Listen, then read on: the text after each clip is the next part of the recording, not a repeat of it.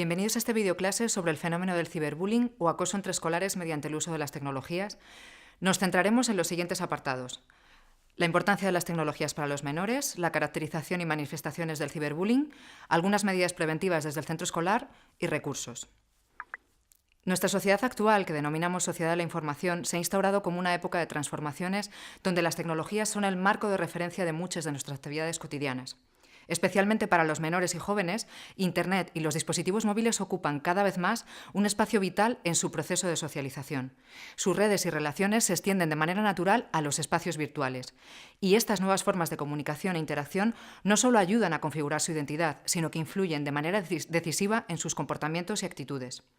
Ante este desarrollo tecnológico, no podemos evitar que los jóvenes posean modos de comunicación distintos o nuevas formas de ocio para interactuar con sus iguales.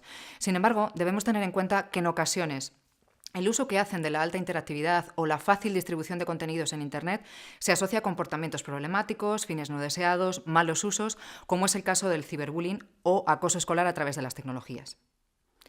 La caracterización de este fenómeno no es sencilla, ya que los medios tecnológicos y las formas de intimidación son muy variadas. Al igual que en el bullying, o acoso cara a cara, en el ciberbullying deben darse tres características propias de los actos violentos. Primera, que no sea un hecho aislado, que se repita en el tiempo. Segunda, que exista un desequilibrio de poder, de fuerzas o de conocimientos tecnológicos entre víctima y agresor. Y tercera, que debe haber una intencionalidad manifiesta de causar daño a la víctima, con expresión psicológica o social, como veremos más adelante.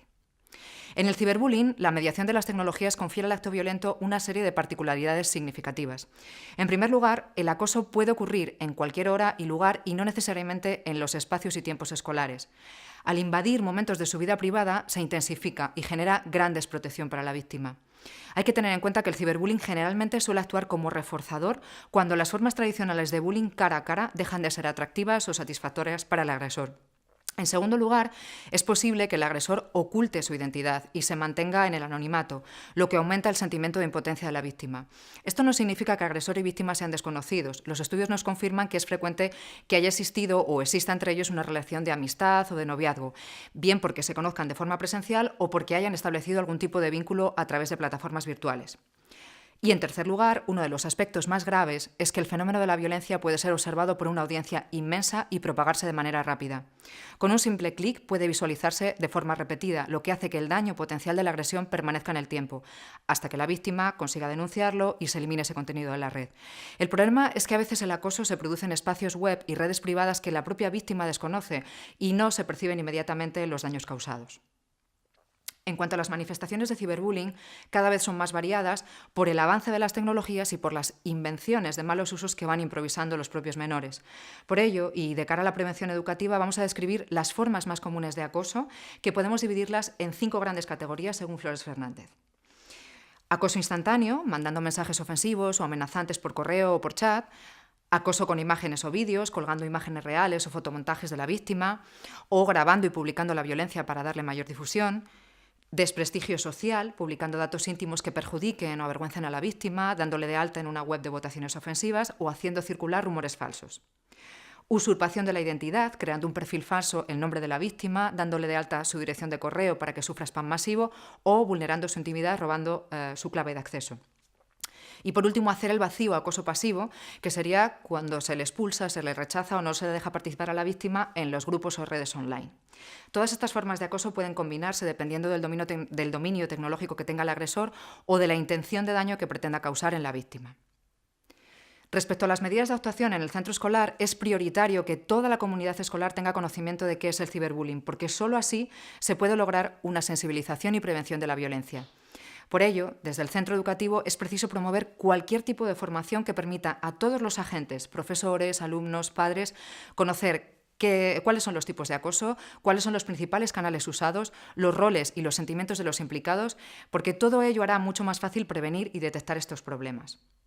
También los centros educativos deben tener prevista una formación de educación en valores humanos, de promoción de la empatía, de desarrollo de una autoestima positiva para todos los alumnos.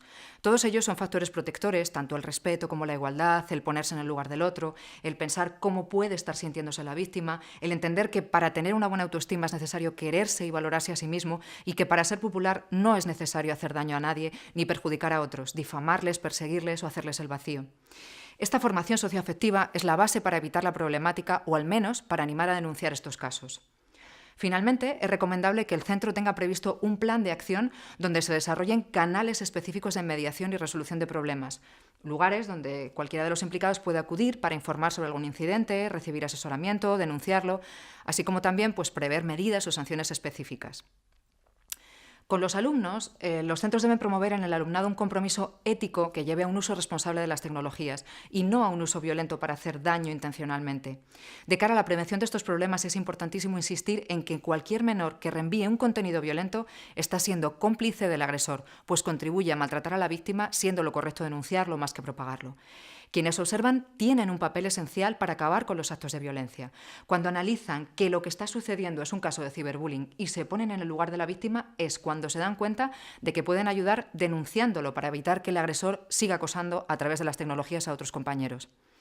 Es importante proporcionar a los niños y jóvenes la oportunidad de entender la naturaleza del acoso para que no lo acepten y pidan ayuda a un adulto o a una autoridad responsable. Y en el caso de las víctimas, que traten de no sentirse culpables ni de responder a las provocaciones por sí solos. Por último, tener en cuenta algunas pautas, como por ejemplo cambiar regularmente de contraseña, depurar nuestra lista de contactos, configurar las opciones de privacidad en las redes sociales y limitar o tratar de eliminar toda la información personal que se considere que podría ser objeto de vejaciones o burlas, tanto ahora como en un futuro. Para más información y como recursos de referencia, el enlace a 2 plataformas. La primera es la web de Pantallas Amigas, donde se explica el fenómeno del ciberbullying, se ofrece una guía práctica, bibliografía, se incorpora un test para padres, para docentes, ofrece recursos interesantes para trabajar en el aula. Y la segunda es la página de la protección de menores de la Oficina de Seguridad del Internauta aquí en España. En la web encontramos recomendaciones, glosarios de términos fundamentales, un apartado de denuncias y todo ello adaptado a cada colectivo. Esperamos haya sido útil esta información. Hasta pronto.